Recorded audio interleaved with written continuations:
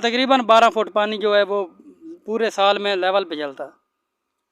वो जो दोस्तों आप देख रहे हैं जी, ये जो बड़ी नहर है ये त्रिमु हैड की ये नहर, जो दो बड़ी नहरें हैं, कच्ची और पक्की नहर जो है, इस पे हम आज आए हैं।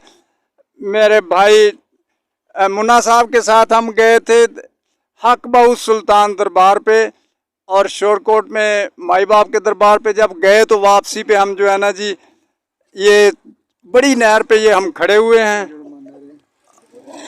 खमाना वाला रोड पे ये बड़ी नहरें आती हैं, तो ये पानी आ रहा है जी, दिखाएं जी, ये थोड़ा नज़दीक करके पानी आ रहा है,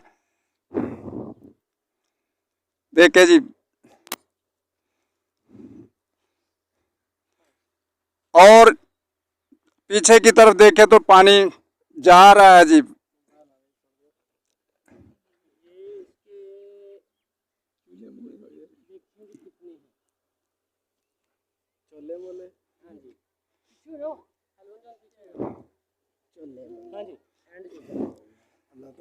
जी तो मेरे साथ मेरे प्यारे भाई मुन्ना साहब है। मुन्ना साहब, आज कैसा लगा? आज आप विजिट किया हमने आकबोद सुल्तान माई बाप दरबार पे, और इस वक्त हम खड़े हैं। जरा आप अपने ख्यालात का इजहार करें जी माइक पे। सफदर साहब दे नाल जाके जी बड़ा मजा आया ते बहुत अच्छा सी, मतलब शुगर मेला लाया ते चास आ गई। जी इसी तरह आमर भी मेरे साथ थे। की करते यार, वीडियो चल दे नठदा वा पीछे। हाँ जी आमर साहब, तुसी भी अज गए हो दरबार हक बहु सुल्तान ते माई बाप दरबार दे, कैसा लग्या? बहुत अच्छा लग्या, सारे दोस्तां ने इंजॉय किया ते गर्मी दा भी जेरा ना बहुत जोर ही, पर हैर ते जाके इस तरह जगह ते जाके ना गर्मी दे जोर दा कोई पता नहीं चलिया ते बहुत अच्छा जेरा ना साडा सफर गुजरिया। हाँ जी इसी तरह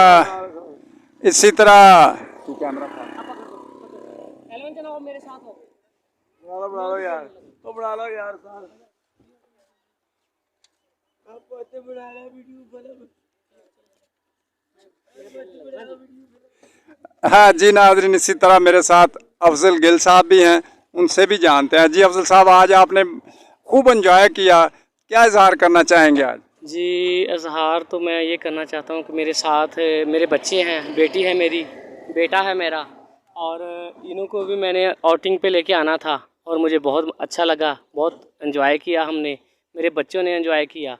वो जो शहर शोर सिटी का शहर जो वो हुआ है, गर्क हुआ, वो शहर देखा है हमने। दरबार पे इधर मुन्ना साहब के साथ गए थे और बच्चों ने खूब एंजॉय किया है, और आते रास्ते में हमने ये जो नहर है ये देखी है, और इस पे भी बहुत खड़े होके बहुत अच्छा फील हुआ है, और खुदा की कुदरत को देख रहे हैं तो बहुत अच्छा लग रहा है।